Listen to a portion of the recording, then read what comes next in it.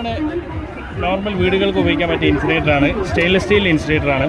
ഇതിനകത്ത് refractory cement, അതായത് നമ്മൾ ഇത് കത്തുമ്പോൾ പുറത്ത് തൊട്ടാൽ കൂടി നമുക്ക് ചൂടറിയാൻ പറ്റില്ല. അതായത് ഇതിലല്ല, ചിമ്മിണിയല്ല, ഇതിൻ്റെ ബോഡിയിൽ ഒന്നും പ്രശ്നമില്ല.